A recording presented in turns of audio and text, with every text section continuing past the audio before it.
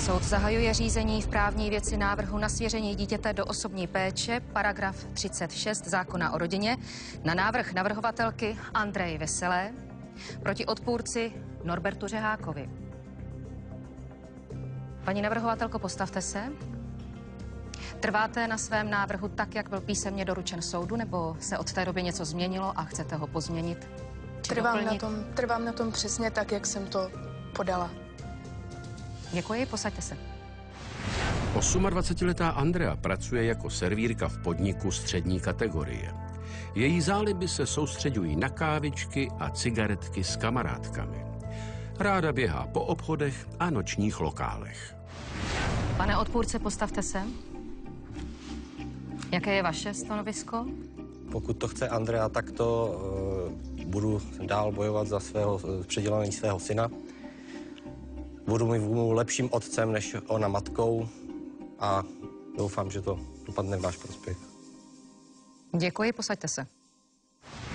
35letý Norbert pracuje na čerpací stanici jako vedoucí. Je to precizní typ člověka, který potřebuje mít věci naplánované a pod kontrolou. Ve volném čase se věnuje filatelii a sběru léčivých bylinek. Paní právní zástupkyně navrhovatelky, předneste váš návrh. Děkuji. Vážený soude, účastníci jednání žili spolu jako partneři ve společné domácnosti 4 roky. Přičemž se jim z tohoto vztahu narodil nezletilý syn Tomáš, toho času 3letý. Partneři se rozešli, ale dohodli se na tom, že se o dítě budou starat po vzájemné dohodě. Tuto dohodu však druhá strana soustavně porušuje. Proto chce moje mandantka dát věci ohledně výchovy a péče o nezletilého do pořádku a podává tento návrh, kterým se domáhá, aby byl nezletilý svěřen do její osobní výchovy a péče. Děkuji. Postavte se, paní navrhovatelko.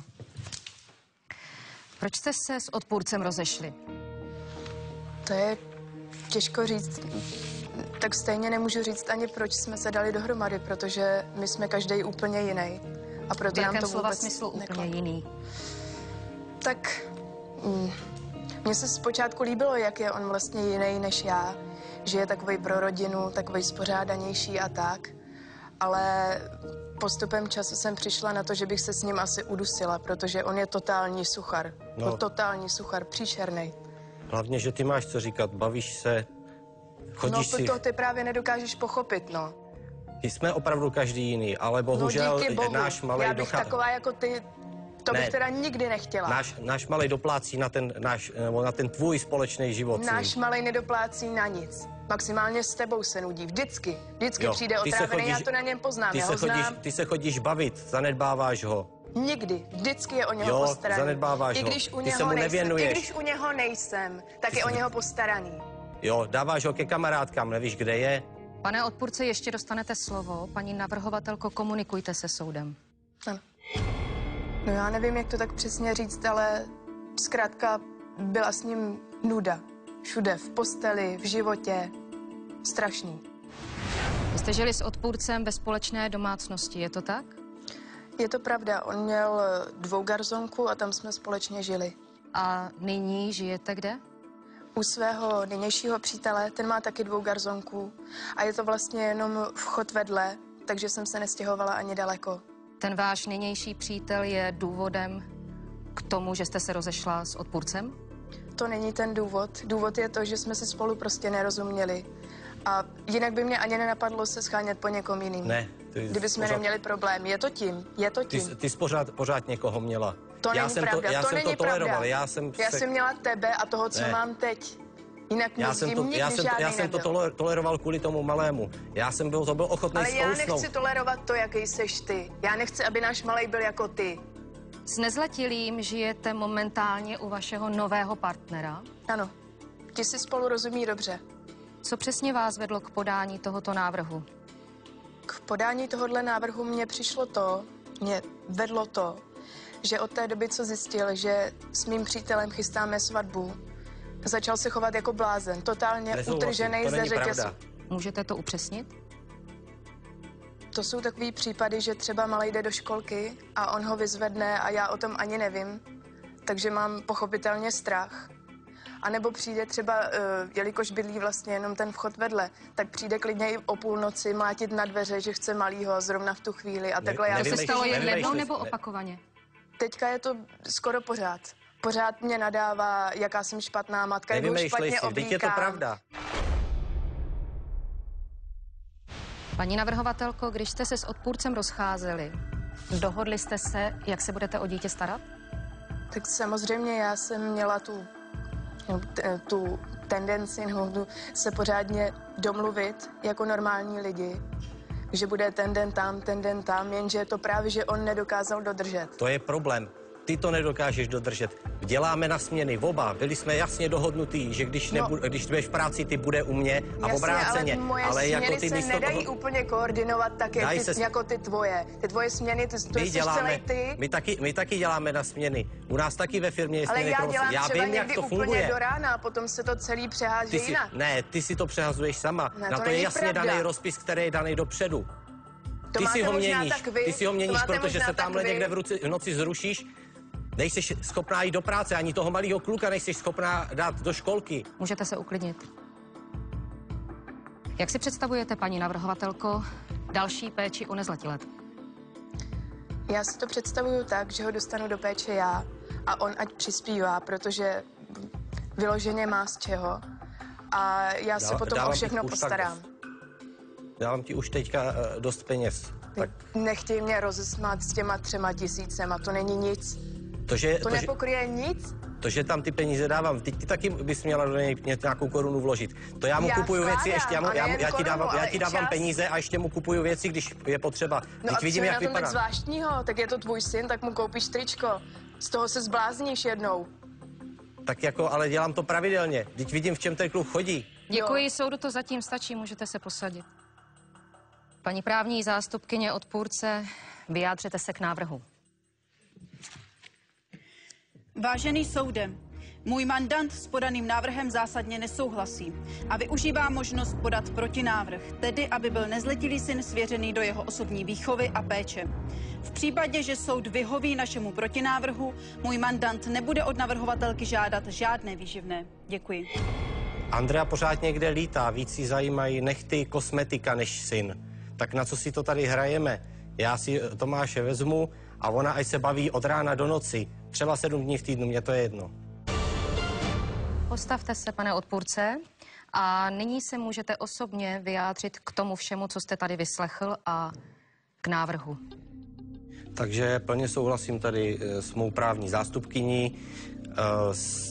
Já nemám čas, nebo nemám důvod se někde po nocích zdržovat, někde trajdat s kamarádkama, jako ona. Jsi celý ty trajdat. Nech mě Nesnaž domluvit. se mě urážet. Nech mě domluvit. Nesnaž se mě urážet. Nech mě domluvit. Já tady, mým cílem je dostat kluka do mé osobní péče. Mám čas se mu věnovat, můžu mu přizpůsobit čas, zatímco ona ho zanedbává a nevěnuje se mu tak, jak by potřeboval, vzhledem k tomu jeho věku a celkově. Já bych se vrátila k příčinám toho, proč jste se s navrhovatelkou rozešli. Z vašeho pohledu, jaký byl důvod? Ona jako matka absolutně nefunguje. Víceméně užívá si, já říkám, byl jsem ochoten tolerovat. Vždyť já jsem byl ochoten tolerovat to, že jsi i našla nějakého jiného chlapa. Já jsem nechtěla tolerovat to, jaký seš. Já jsem nechtěla člověka, jako seš ty ve svém životě, nechtěla. No, ale jako to kvůli tomu zanedbáváš naše dítě? Nikdy. Zanedbáváš ho, vždyť to vím. Nikdy. Co je na něm zanedbanýho? Vždycky je najezený, vždycky je o něho postaraný, No, ale vždycky je oblečený. Vždyť to prosím tě vidím. Pane odpůrce, jak probíhá nyní péče o nezletilého? No, nyní neprobíhá tak, jak bylo předem domluveno, protože jsme byli dohodnutí, že se budeme vzájemně v hlídání střídat, jelikož děláme na ty směny a když měla být ona v práci, měl být u mě a v obráceně. Bohužel se tak nestává. Kdo ho bral ze školky, když neměl? A kdo měl tohle? Víš, jaký já jsem měla strach? Jo, a co mám říkat já? Teď vidím, jak to vypadá. Ty ho dáváš tamhle někde ke kamarádkám, ty se o něj vůbec nestaráš, ty kamarádky mají svoje děti ve stejném věku, oni mu rozumí, on je tam rád. Ty třeba 3 dny nevíš ani kde je, ty tamhle se chodíš... To teda není pravda, ty se chodíš vyloženě jenom bavit. ty si užíváš, ale kluka zanedbáváš. Co z toho bude? Nikdy. Všechno, co na něho dostanu, veškerý peníze, všechno jde na něho. Jo. Všechno. Ve Určitě. spise čtu, že jste na navrhovatelku zavolal policii. Můžete se k tomu vyjádřit? Ano, to bylo jednou a v mé situaci se nebylo čemu divit. Vždyť byli jsme jasně domluveni, že já ho ten den vyzvednu ze školky. Přišel jsem tam a dítě, kluk Tomášek nikde. Tak dozvěděl jsem se akorát od učitele, že si ho přišla vyzvednout nějaká neznámá paní a odešla s ním neznámou. Neznámá paní, když já ji znám celý Postavte život. se, paní navrhovatelko. To je sice možné, Bylo že... to tak, jak uvádí odpůrce? Paní soudkyně, já myslím, že se jedná o den, kdy jsem měla silnou migrénu. A přiznávám, že v té migréně, kdy mě bylo opravdu špatně, je možné, že to vypadlo, ale to se stane úplně každému. Jo, to se stane. Tobě se to stává dost často. Ty jako kdybys byl neomylnej. Ty se tak tváříš, ale přitom ne. Přitom nic, prostě ticho ale po já se pěšině. snažím, aby z toho dítěte byl slušnej a poctivý člověk. No, jako seš ty, co? Posaďte to se, dělat paní než já, navrhovatelko, děkuji. Pane odpůrce, jak si představujete další péči o nezletilého? Byl bych rád, kdyby byl malý Tomášek svěřen do mé péče, protože bych se mu mohl plně věnovat. Mám v práci dost volného času, můžu se mu věnovat, můžeme společně jezdit do přírody, můžeme se... Toho to tak bude bavit, no. Zase ty tvoje bylinky šarlatánský, no jasně. Toho to tak bude bavit celý den. Bude na čerstvém vzduchu, třeba se něčemu přiučí, co my víme, co z toho kluka bude, co ho bude jednou zajímat. No, ty bys ho chtěl akorát navést, aby ho zajímaly ty věci, co zajímají tebe. Ale to já právě, že nechci. Co zajímá mě, je moje věc. Jestli ho to bude zajímat, bude jeho svobodný rozhodnutí jednou. Teď na to ještě nemá věk, ale... Je to i moje věc, co ho bude zajímat, co bude dělat v životě. A co se naučí? Můj syn ty to možná nebereš, co že se naučí od tebe, prosím tě, kouřit, chlastat? Pane odpůrce, kontrolujte svůj slovník. Mluvil jsem. Vy nyní žijete sám nebo s někým? Máte nějaký vztah? Momentálně žádný vztah nemám, žádný vztah neplánuju. V podstatě teďka momentálně. Jaký je váš průměrný měsíční příjem? Můj průměrný měsíční příjem je kolem 25 000, ale záleží to všechno na obratu, jsou tam různé bonusy a podobně, takže v průměru ten plat vychází tak, jak jsem uvedl. Vaše měsíční výdaje? Měsíční výdaje nějak platím bitvě v mém vlastnictví, poplatky s tím spojené, pohonné hmoty do vozidla, telefon a tak podobně, nějaké koníčky, tak zhruba do těch 15 000, někdy méně podle potřeby, podle okolností. Jak jste doposud přispíval na výživu nezletilého? Dával jsem jí výživné 3 000 korun měsíčně, což považuji za dostatečnou částku. Sám nemáš skoro žádnou útratu a na malýho dáš jenom 3 000. A tak já dám 3 000, tak ty taky snad nějaký peníze dáš. No když dáš ty 3 000 dohromady, dáš 6 000. Dobře. Hele, na 3 lety... je prostě málo. Podle mýho názoru, když ty dáš 3 000, já dám 3 000, tak je to na 3letýho kluka až dost. No jde vidět, že si o něho nestaráš ty, ale já vím, jak je všechno drahý, já vím, že je to málo. Moje mandantka působí trochu výstředně, ale je třeba pochopit, že je mladá a chce si užívat života. To ale neznamená, že by byla špatná matka. A co ty mu kupuješ za Paní nějaký právní speciální... zástupkyně navrhovatelky, máte otázky na odpůrce? Děkuji, mám. Prosím.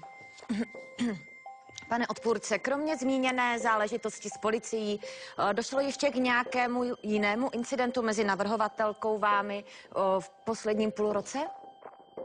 No, incidenty... No, nedělej, že ne, hele. Nedělej, že ne. No tak pokud to vymyslíš, že byly incidenty, dobře, byly. Ale to je... Ty děláš incidenty. Jo, já... Takže docházelo k nějakým problémům. Proč? Proč vznikaly a vůči komu byly namířeny? Nebyly vůbec vůči nikomu namířeny. Mně prostě se jenom nelíbí, jak ona se chová. To pro budoucnost ohrožuje našeho Tomáška, jak on bude vypadat jednou, by byla když bude žít v takovéhle společnosti. A co ohrožuje vašeho syna? Vy už jste se několikrát, konkrétně 2krát tady vyjádřil, že ze svého syna chcete vychovat slušného člověka, spořádaného. Ano. To vás vyloženě cituji. A vy jste nedávno před jeho očima nadával jeho mamince, že je, a to také cituji, nezodpovědná štětka. Takhle si představujete výchovu svého syna, tak to vychováte slušného člověka? To bylo pouze jednou. To mě ujeli nervy, ale není se, ale nedivte se mi. Přišel jsem si malýho Tomáška vyzvednout a jak to vypadalo, chudák tam seděl. Měl nudle až na bradě, byl uplakanej. A byl hladovej. A ona se s tím svým frajerem tam válela v posteli to byla 1 hodina odpoledne. Najezenej byl, takže jako když nebude Tomáš chodit na žehlených košilkách doma, tak na mě zase pošleš policajty. Ale prosím tě, vždyť tam byl v 1 hodinu a ještě byl v pyžamu. Myslíš, že to je nějaký přístup? Měl na sobě pyžamu a byl hladovej. Jak dlouho nežijete ve společné domácnosti s navrhovatelkou? No tak v současné době něco přes rok. Rok. A ona celou tu dobu žije v bytě s jejím přítelem a o syna se řádně stará. Nebyl absolutně žádný problém. A během posledního půl roku tady máme policii, incidenty, hádky, nadávky, výhrušky. Jak je to možné? No prostě už nedokážu trpět to, jak se chová nějakým způsobem. Není mi to lhostejný, ten její přístup. Já vím proč. Ty máš pocit, že ti ujíždí vlak, že už nikoho neseženeš, tak proto děláš takovýhle rituál. To je můj problém, to je moje starost. To je tvůj problém. Ale když vidím... To odnáší náš syn, ten tvůj problém. Hlavně, že ty jsi perfektní matka. Já bych řekla, že to také může být tím, že zhruba před půl rokem vám moje mandantka oznámila, že se svým přítelem zasnoubili a budou se brát. A od té doby se opravdu datují problémy, které vytváříte. Nemůže to být tím? To je jenom souhra okolností, v tom není žádný záměr, žádný důvod. Prostě mě to není jedno. Klidně, ať si vezme za manžela prázdnej barel od vody, mně to bude úplně jedno. Hlavně od toho kluka, jakým způsobem se k němu chová. Být vtipnej, prosím tě. Pane odpůrce, nejste pro mě moc přesvědčivý v tom, že by vám to bylo jedno. Můj dojem je takový, že mou mandantku stále milujete a nedokážete se smířit s tím, že vaše místo zaujal úplně jiný muž a že se budou brát. To není pravda. Mezi náma už to skončilo, já už ji nemiluju. Pane odpůrce, vy tak trošku tady kážete vodu a pijete víno, jo? Protože jste vyčítal mé mandantce, že pracuje na směny a v tu chvíli musí dát na hlídání vaše dítě. Ale děláme oba, my děláme oba na směny, na směny, jak si představujete výchovu svého syna, kdy jste sám, nemáte doma přítelkyni a jakým způsobem bude váš syn zabezpečen v době, kdy vy jste na noční? Heleďte, já dělám na směny, ona dělá na směny, měli jsme se střídat na Ale vy chcete syna do své péče, jak to vyřešíte v tu chvíli? Já mám dostatek volného času, já si ten čas můžu přizpůsobit. Vy pracujete na směny? To ano, ale já mám tu pracovní dobu uspůsobenou tak, že si s ním můžu trošku pomanipulovat, protože já pracuji jako vedoucí, takže nějaký... Doteď to bylo nutné taky a neudělal jsi to. Ale tak prosím tě, vždyť ty jsi taky z toho dělala holubník, nic nefungovalo, jak mělo, byli jsme na něčem dohodnutí, ty jsi to přehodila a v tu chvíli já už to nemůžu změnit na poslední chvíli, ale teďka, když si to můžu rozeslat, Pokračujte. Pane odpůrce, na mě jste moc přesvědčivý dojem v tom, že byste opravdu neměl problém s nastávající svatbou mé mandantky. Na mě jste ten dojem neudělal. Pane odpůrce, já si ani nechci představit, co byste dělal, kdyby moje mandantka byla opravdu už v tuhle chvíli vdaná. Vy zatím jenom víte o jejím záměru a už děláte takové problémy. Z mé strany je to všechno. Ale mě je opravdu jedno, koho si chce vzít. To je její věc, ale s tím přístupem ne. Děkuji, pane odpůrce, to bude všechno, můžete se posadit. Paní právní zástupkyně odpůrce, máte nějaké otázky na navrhovatelku? Ano, mám, děkuji za Postavte se. Paní navrhovatelko, 2 věci. Za prvé si ve vlastním zájmu uvědomte, že jsme tady proto, že rozhodujeme o péči vašeho nezletilého syna. To já ne vím. o tom, zdali máte či nemáte zájem o mého mandanta jako o partnera. To já A za samozřejmě druhé vím. jste tady neustále zmiňovala jednu věc. Vám se zdá, že 3 000 korun měsíčně, které platí můj mandant na výživu svého syna, je nedostačující Je suma? absolutně nedostačující suma. V dnešní době je. Kolik měsíčně Teď vyděláváte je to vy? až dost. Ty, Kolik měsíčně vyděláváte vy? tak určitě ne 30 jako on. Tak kolik? No, tak zhruba tu polovinu. A právě proto by on měl přispívat víc. Paní navrhovatelko, vy jste ale zapomněla zmínit spropitné, které váš podnik centrálně vybírá a následně No, ale to rozděluje. jsou potom znamená, moje nechte mě peníze. prosím domluvit, to znamená, že vy měsíčně vyděláváte o 9 000 minimálně korun navíc. Váš plat tedy činí 24 000 korun měsíčně. No, ale Já tedy nechápu, proč neustále taháte peníze z mého mandanta. Ale to jsou peníze, které si vydělám já, jsou to přece jen moje peníze. A on má z čeho přispívat, tak ať přispívá. Co Ale je na vždyť- tom zase tak divnýho? Ale No, Ale to on já tvůj syn. přispívám dostatečným množstvím peněz. Na 3 000. tříletý dítě je to dost? Například- To je málo? Když Prostě, chceš, jako, aby co si chodil vymýšlíš? v jednom hadru celý měsíc, tak je to dostatečně, ale já to tak nechci. Hele, ale Ty já to mu tak ještě možná kupuju chceš. věci mimo, No, které nejsou v té částce a započítané. co je na tom tak zvláštního, tak to nekupuješ nikomu cizímu. Paní navrhovatelko, mohu vás poprosit, bavte se se mnou v tuto chvíli, ano? Můj mandant například koupil vašemu synovi výbavu na lyže, celé oblečení. A co je na tom zase tak zvláštního, jako je to jeho otec? A to nemluvím o teplákové soupravě, bačkurky do školky. Každý druhý měsíc platí 5 000 korun školné ve školce. To a se tak vám zdá to je málo? normální domluva. My jsme se tak domluvili, že tu školku budeme platit na přeskáčku jednou já, jednou on. Paní navrhovatelko, já se jenom snažím poukázat na to, že vy, chlapci, opravdu platíte pouze jídlo a každý druhý měsíc školné. Tak jde vidět, že vy asi sama taky nemáte žádný dítě, že nevíte, jak v dnešní Ale- době je všechno drahý ale a prosím- kolik to ale všechno prosím stojí. tě, Paní navrhovatelko, my tady kdybych já mu ty nejsme věci proto, nekoupil. abychom, prosím, uklidněte se.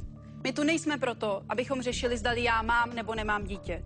Jsme tu proto, že vy to dítě máte vy. A mně se zdá, že suma, kterou měsíčně platí můj mandant v rámci všech okolností, které jsme zde řekli, je postačující. Tak já jsem proti. Já myslím, že není. A já to vlastně vím sama z praxe, že je to málo.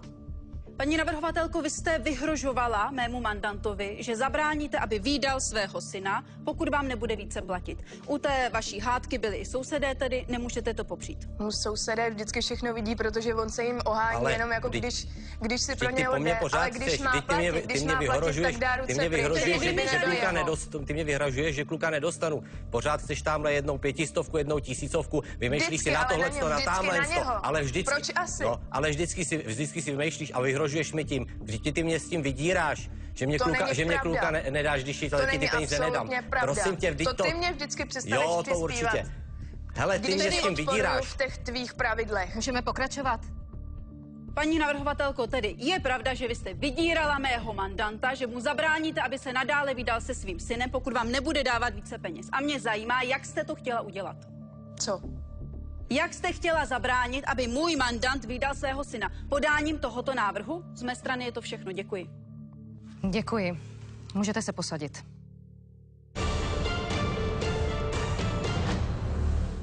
Soud pokračuje v dokazování výslechem svědků. Předvolávám Marka Rakitu.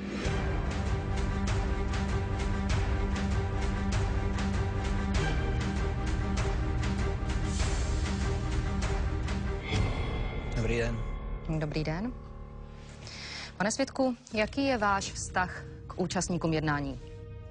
Tak se svojí ženskou to mám dobrý, no, ale tady ten blbeček, to je špatný. Vyprošuju si, abyste mě urážel. Vy jste současný partner paní navrhovatelky? No, já už jsem víc než to. Ona je moje snoubenka a za 2 měsíce se budeme brát, takže budeme mít nádhernou, slušnou rodinku. Slušnou rodinu o tom pochybuju. A prosím tě, ty No to by nevíš, co to se je. nikdo se Ne. tě neptal na nic. Ty se uklidni. Ty Ty mě se nech bejt. uklidni. Tady o slušný rodině tady nemůže být ani řeč. Mezi váma dvěma, ale chudák kluk. Ty o tom víš taky houby. Co chudáku? Chudáku jeden. Teď mu je u mě dobře, co Jo. vykládáš? Jo, u tebe je mu dobře, prosím tě. Jak ty se mu vůbec můžeš věnovat? Ráda bych pokračovala ve výslechu, ano? Paní právní zástupkyně navrhovatelky, vy jste navrhla předvolání svědka, prosím, můžete klást otázky. Děkuji. Pane svědku, jaká je matka paní navrhovatelka. Podle vás, váš názor? Výborná, jako s klukem si hraje, takže... S tímhle nesouhlasím. Prosím tě, když jsi ji neviděl. Pane odpůrce, já jsem se ptala svědka. Mě nezajímá, co si o tom myslíte vy v tuto chvíli. Hraje si s klukem, já si myslím, že perfektní, jako. A jaký má vztah syn k mamince? Tony miluje. Hrají si spolu. On ji miluje, vždyť ona ho pořád odkládá někde. Tamhle, tuhle. Co ty o tom Vždyť se mu nevěnuje. Co ty o tom vůbec víš? A vždyť Co to ty tady vidím, vypouštíš, vždyť to jako? vidím, prosím tě, co si o sobě myslíte? Vždyť vy se tomu klukovi ani nevěnujete. Pane odpůrce, můžu klást otázky panu svědkovi v tuto chvíli? No. Celou Budíš. dobu mě tady přerušujete. Co si to dovolujete? Mám svůj názor na věc. Ale v tuhle chvíli se vás na něj nikdo neptal. Já vás vyzývám, abyste hovořil jen tehdy, pokud budete vyzván. Buď právními zástupci, nebo soudem. Prosím, abyste se všichni uklidnili. Můžeme pokračovat. Děkuju. Pane svědku, tady odpůrce neustále omílá dokola a připomíná, že moje mandantka často dává syna ke svým kamarádkám. Je to pravda? Ale tak sám Tomášek tam chce a teď to je úplně normální, že dává syna ke kamarádkám. Teď kamarádka taky, když jde někam, já nevím, třeba cvičit nebo si něco vyřizovat, tak ho dá k nám, svýho syna. Ale tady to dělá spousta lidí. Ano, já to dělám ale také to tak. je Ano. normální. Ale je to normální, když jsme domluvený, že kluk bude u mě, že já ho budu hlídat v tu chvíli. Ty máš co říkat v tomhle. A Ty prosím bys tě, to co... ani neměl komu dát, protože s tebou se nepřáteli nikdo. Možná ty tvoji... když Paní mám kolegyně, já volno, vás opravdu prosím, mám abyste si volno, uklidnila tak svého nějakým mandanta, způsobem se mu můžu abych věnovat. mohla pokračovat ve výslechu svého svědka. Děkuju. Pokračujte. Děkuju. Jaký je váš názor na odpůrce jako na otce? Je to ženská, to vidíte, tady ty hysterické scény, který dělá. Nedávno jsem byl s malým na parku, v parku jsem s ním byl, na prohlízačkách, on tam přiběhl, začal tam řvát jak nějaká hysterka, že malý spadne, zabije se.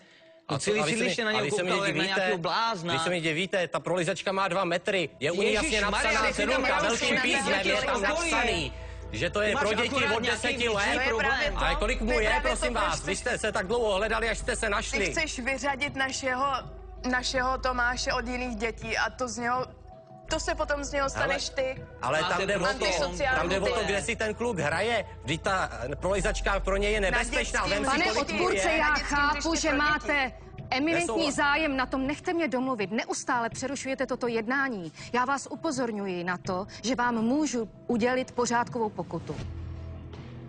Já se omlouvám, ale bohužel Já chápu, že okolnosti- prostě prožíváte těžké období, ale buďte tak laskav, uvědomte si, kde jsme. dobře, omlouvám se, vynasnažím se, ale bohužel. Nevím. Můžeme pokračovat. Ještě bych se vás, pane svědku, ráda zeptala, pokud mi to opět pan odpůrce nebude přerušovat. Jaký máte vztah k malému vy? Já ho mám rád, já ho beru jako svýho. No a až se spolu vezmeme, tak budeme konečně rodina. A věnujete se mu? Rodina, o Věnujete tom mu svůj pochybuju. volný Ne, čas? Pokaždé, když můžu, tak Mám svůj názor. s ním jdu třeba ven. Jak říkám, hrajem si na proliskách, pokud to někdo nepřeruší, nezačne dělat scény. No, kdo asi? A Ale ty si proč si dovolila. myslíte, že moje mandantka návrh o svěření dítěte do péče podala? No, aby konečně v tom byl nějaký pořádek. Aby si k nám nechodil jako do půjčovny dětí. On si přijde, vezme si ho, bez toho aniž by se dovolil, vrací ho pozdě, no a co je nejhorší, tak na něho platí jenom, když se mu zachce. Já na něj platím pravidelně. Kolik mu dáváte vy, prosím vás? Nepravidelně a nic. On mu dává aspoň péči a lásku a to ty nedokážeš pochopit. Péči Ty budeš péči maximálně a lásku. bylinku. Vždyť já jako otec mám snad ta právo se Já mu mu dávám věnovat. pomoc. Mám právo, ale to neznamená, že jsi dobrý otec. A myslíš si, že ty jsi dobrá matka, když ho tamhle Jistě, pořád že jo. odkládáš někde? Vždyť jako co z něj bude?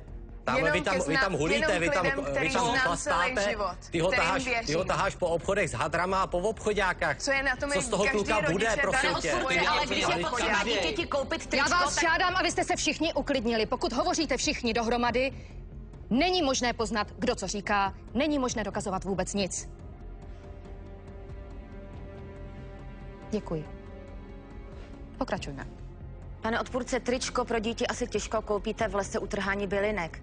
Ano, takže občas je potřeba s dítětem jít i do nákupního centra. Mně tohle to stačilo. Hlavně věci na sebe. Pane svědku, já už na vás nemám více otázek, já vám děkuji a i díky vám naprosto chápu příčiny, proč moje mandantka podává žádost o svěření dítě do její výchovy a péče. Děkuji vám. Paní právní zástupkyně odpůrce, máte na svědka nějaké otázky? Ano, mám. Prosím. Pane svědku, kde pracujete? Tak jsem zrovna teďka nezaměstnaný, ale to neznamená, že jako si nedokážu zařídit peníze, takže... A jak dlouho jste nezaměstnaný? Je to tak důležitý? Odpovězte na otázku. Dobře, 2 roky. 2 Ale roky. to neznamená, že peníze neseženu. To mám jako sedět někde 8 hodin na zadku, anebo 10 hodin roznášet nějakou polívku, abych dokázal vydělat peníze. Pane svědku, je to důležité, protože pokud nemáte příjem, a to již 2 roky, znamená to, že žijete z peněz, které vydělává paní navrhovatelka. Ale to není pravda, když vám říkám, že si dokážu peníze vydělat. Proto ty peníze chce pořád ještě víc ze mě. Vždyť jako těch peněz má dost. To, já že jí žijeme přispívám na spolu, kluka. z jakých peněz, to je snad naše věc, ne? Tady Pane jde o svědku- syna, tady nejde o nás dva jako takový. To jo. Ty to asi nechápeš pořád. Ale proč ty pořád po mně chceš víc? Aby se náš syn měl dobře, aby měl lepší věci, já než si má myslím, teď. že dostáváš ode mě dostatečné množství peněz. To si myslíš na 3letýho ty? kluka je to dost. Se o něho asi nestaráš, když Ale si to prosím tě, myslíš. když bude svěřený do mý péče, tak já se mu můžu plně věnovat. Pane svědku, já budu pokračovat. Jak si dokážete vydělat? Čím? Mám různý kšeftíky. Různý kšeftíky. Víte, co já si myslím? Že vy žijete jako příživník, který se nechává živit svou partnerkou. Její peníze už vám nestačí a tak se snažíte vyždímat tohle- peníze z mého mandanta Tohle formou se mi zdá výživného docela na dítě. sprostý. A tento návrh Námitka, to je hrubé osočování, to je hrubé osočování, nepodložené osočování mého svědka. Přijímá se, držte se meritu věci. Dobře. Pane svědku, vy jste tady zmínil, že máte s nezletilým dobrý vztah. No jasně. Že se mu plnohodnotně věnujete, ano? Ano. Tak nám řekněte, pane svědku, jaká plišová hračka je jeho nejoblíbenější? Jak to mám vědět, je to děcko, ne? Tak si hraje s různýma hračkama. Autíčka, plišáky, jak se v tom má člověk vyznat. Jako. Jeho nejoblíbenější plišová hračka je plišový Goofy a bere si ho sebou každý večer, když jde spát. A vy, kdybyste ho alespoň čas od času dával spát, věděl byste to. Dobře, tak k nám pojďme dál. Řekněte třeba jeho nejoblíbenější jídlo. To jsou nesmysly. Co se mi za chvíli budete ptát, jaká je jeho nejoblíbenější barva? Je to malej kluk, s ní, co mu dáme, ne? V pořádku, tak řekněte aspoň jedno konkrétní jídlo, které má rád. Já nevím, tak třeba buchty s mákem. Buchty s mákem. S tímhle nesouhlasím. To poukazuje na váš Ty o něm zájem o nic nezletilého. Ty o něm nic nevíš. Nechte mě domluvit, prosím. Syn paní navrhovatelky je na mák alergický. Je pozoruhodné, že to nevíte. Z mé strany je to vše. Děkuji. Posaďte se, pane svědku. Strašný primitiv, tenhle nový partner navrhovatelky. Já si neumím představit, že jim to spolu bude fungovat, pokud se tihleti dva vezmou. Ona teda taky není žádná výhra, ale nedokážu pochopit, proč si vybrala takovýhleho chlapa. Předvolávám druhého svědka, Tibora Varešku.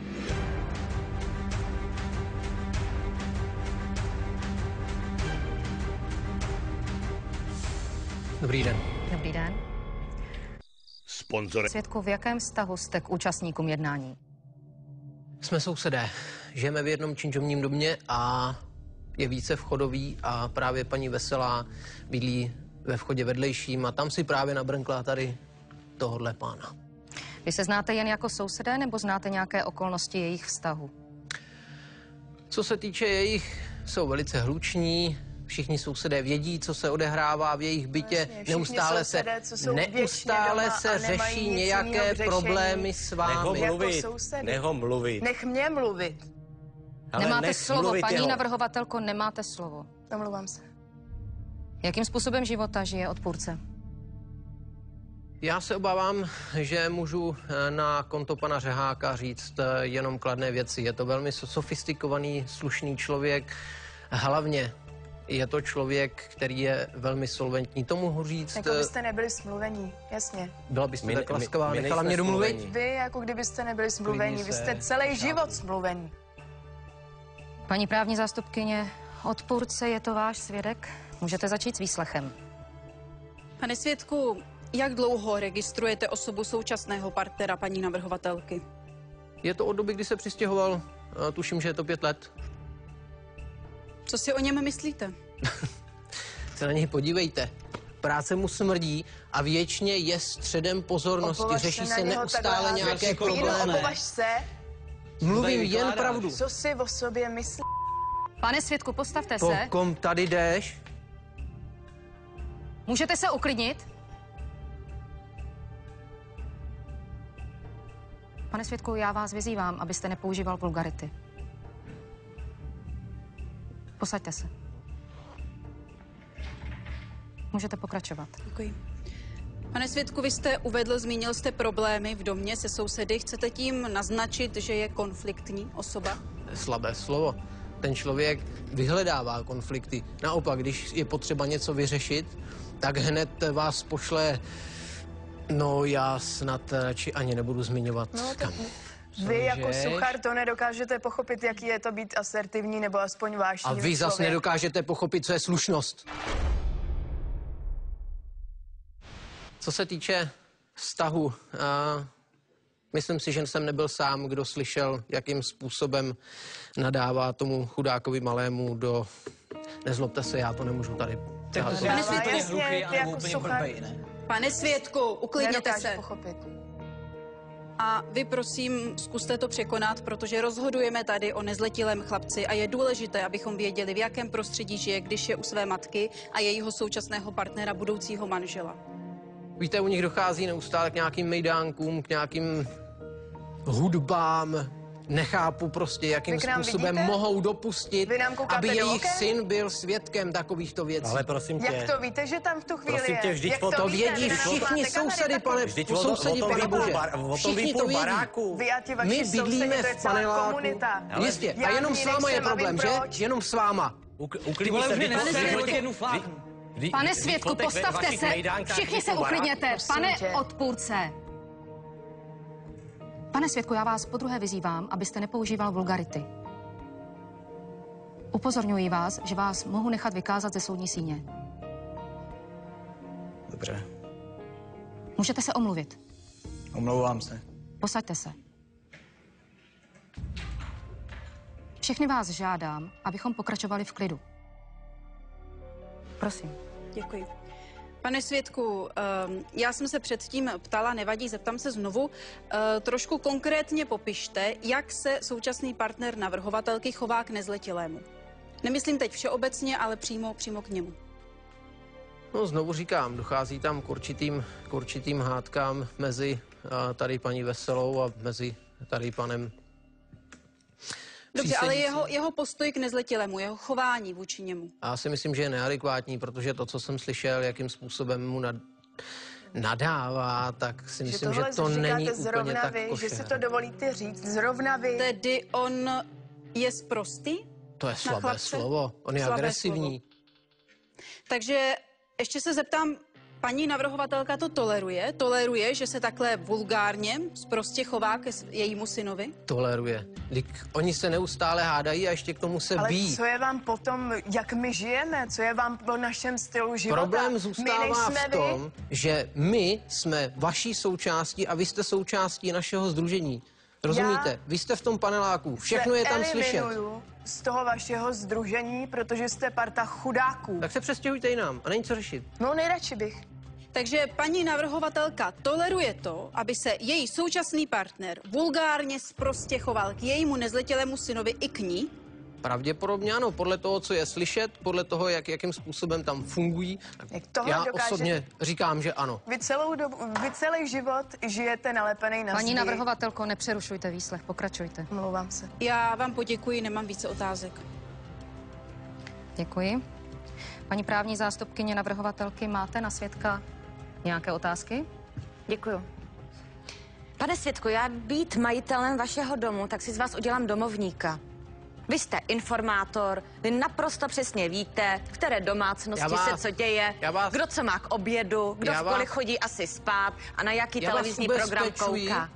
Paní právničko, že ty stěny toho panelového bytu jsou velmi tenké a je všechno slyšet. Nevím, kde bydlíte vy, nebo jestli máte tu možnost někde bydlet v nějakém paneláku, ale tam je fakt všechno slyšet. No, rozhodně nebydlím tam, kde by někdo poslouchal, o čem si doma povídám a co doma řeším s rodinou. Když jsou tak hluční, vždyť ty jejich akce tam pořádají, vždyť to ví půl domu. Ty jsi nikdy na žádné takové akci nebyl, takže vůbec já tam nebyl, ale slyším to. Tak, budeme si teď povídat s panem svědkem chvilinku.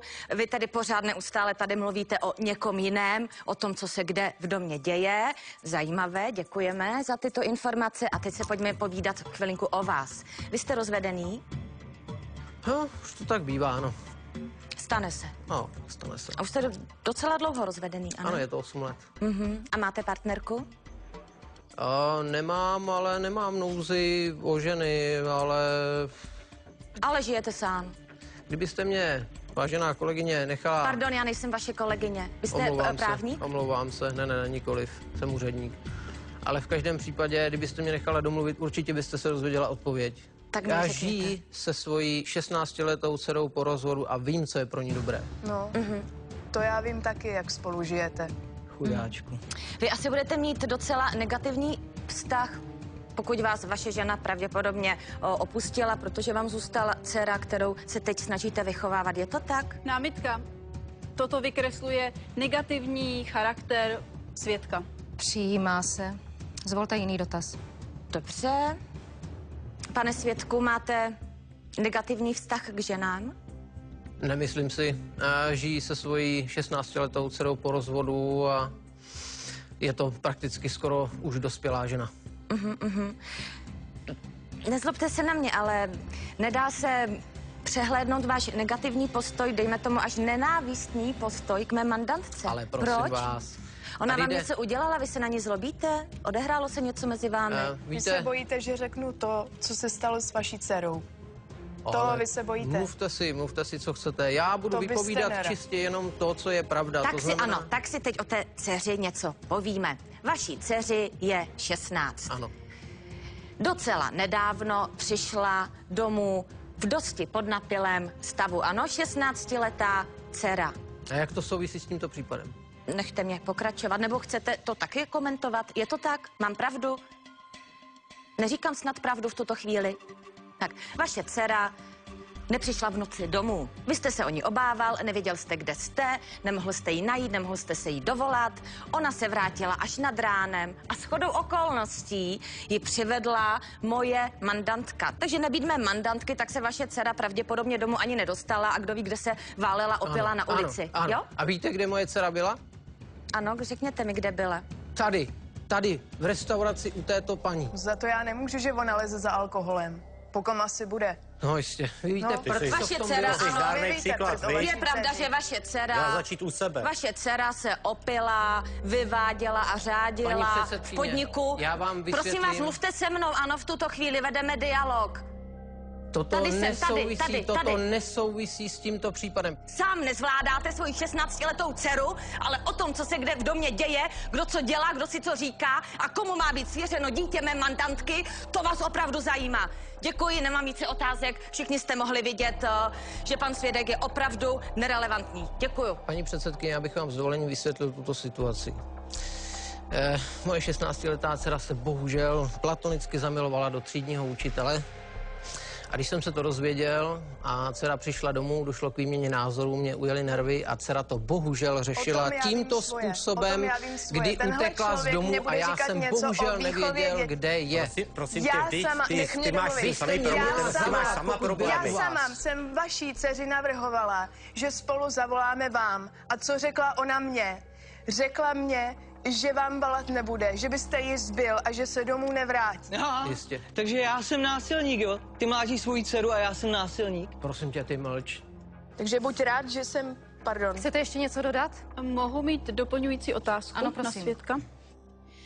Já tady zareaguju na váš styl výpovědi a zeptám se, pane svědku, vy jste viděl paní navrhovatelku starat se o svého syna? Co se týče této otázky, mohu odpovědět pouze takto. Paní navrhovatelku jsem nikdy s dítětem neviděl a to máme před barákem hřiště, aby na něj někdy šla. Neviděl jsem jí ani jednou, aby vedla paní navrhovatelko do školky, nedej bože ze školky. Vždycky to byly nějaké rádoby kamarádky, které já osobně neznám, to znamená pro mě cizí lidi. Nedej bože, aby ho vedl tady to ten. A ve většině případů jsem viděl, jak vodí svého syna tady pan Řehák. Děkuji. V podstatě jste mi zodpověděl to, co jsem potřebovala vědět a já si myslím, že je naprosto jasné, komu by měl být nezletilý syn svěřen do péče. Paní předsedkyně, abych ještě doplnil, moje dcera navštěvuje gymnázium a je mi velmi líto, že takováto situace těmito dvoumi individuy tady byla přetřesena. V každém případě mi jde pouze čistě jenom o dobro jak mé dcery, tak i toho malého. Děkuji. soud rozumí. Můžete se posadit. Děkuji. Soud rozhodne. Soud vyhlašuje rozsudek jménem České republiky. Ve věci navrhovatelky Andreji Veselé proti odpůrci Norbertovi Řehákovi o návrhu na svěření dítěte do osobní péče soud rozhodl takto. Nezletilý Tomáš se svěřuje do osobní výchovy a péče odpůrce. Navrhovatelka je oprávněna stýkat se se synem každý druhý víkend po domluvě s odpůrcem. Stručné odůvodnění. Soud přihlédl k posudku kolizního opatrovníka a k jeho doporučení svěřit dítě do otcovy péče. Proti rozsudku je možno podat odvolání do 15 dní. Soud skončil, můžete odejít. Andrea Veselá z rozsudku příliš veselá nebyla, ale na naléhání svého partnera dítě otci přece jen odevzdala. Nechala se přesvědčit, že to bude lepší i pro ně. Mají přece před svatbou spoustu práce a příprav. Tomášek je šťastný, že je stále s tatínkem. Ale i tak se občas ptá na maminku a na to, proč za ním nechodí. Protože fakt je, že i když by s ním mohla být každý druhý víkend, zatím to neudělala ani jednou. Andrea Veselá na svého syna kašle. Aspoň zatím, ale může se to brzy změnit, protože se svým novým partnerem čekají přírůstek do rodiny. A možná druhé dítě dokáže to, co první ne. Že v ní konečně probudí přirozené, tedy láskyplné, mateřské chování. Kritéria byla velmi přísná. Každý soutěžní projekt musel nabídnout inovativní